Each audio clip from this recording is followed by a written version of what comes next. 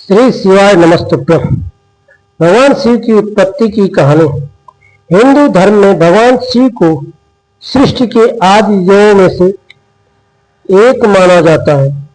उन्होंने महादेव, भोलेनाथ और शंकर के नाम से भी जाना जाता है।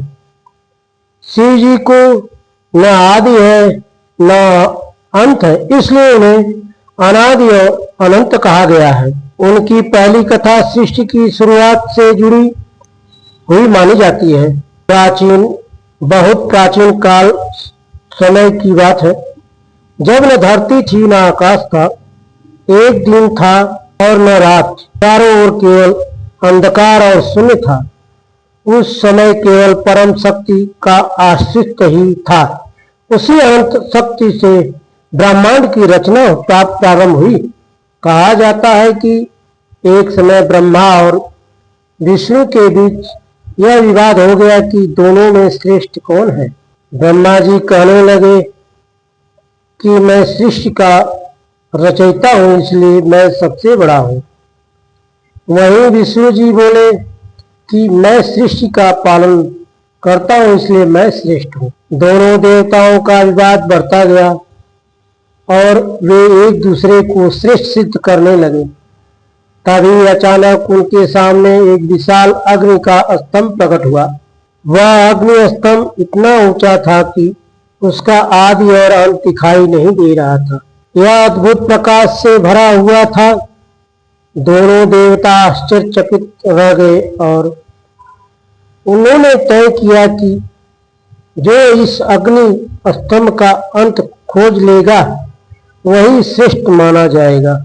विष्णु जी वराह का रूप धारण करके नीचे की ओर गए और ब्रह्मा जी हंस का रूप धारण करके ऊपर की ओर उड़ चले। दोनों ने बहुत प्रयास किया, लेकिन उस अग्नि स्तंभ का न आदि मिला न अंत। अतः वे दोनों थक कर वापस लौट आए और उन्होंने स्वीकार किया कि यह अग्नि स्तंभ किसी दिव्य शक्ति का प्रतीक है। तभी उस अग्नि स्तंभ से भगवान शिव प्रकट हुए। शिव जी ने दोनों देवताओं को बताया कि वही सृष्टि के मूल कारण है। ब्रह्मा सृष्टि की रचना करते हैं, विष्णु उसका पालन करते हैं और शिव संहार करते हैं। इस प्रकार सृष्टि का संतुलन बना रहता है। शिव जी ने कहा कि जो मनुष्य सच्चे मन से उनकी भक्ति करेगा उसे कभी दुख नहीं होगा और वह जीवन में शांति प्राप्त करेगा। कहा जाता है कि यही अग्नि स्तंभ शिवलिंग का रूप है, जिसे शिव जी का प्रतीक माना जाता है। तभी से लोग शिवलिंग की पूजा करते हैं और भगवान शिव को महादेव के रूप में मानते हैं।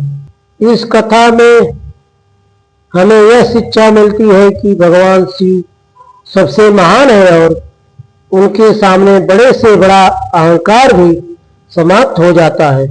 जो व्यक्ति सच्चे मन से महादेव का नाम लेता है उसे जीवन में शांति और सुख प्राप्त होता है।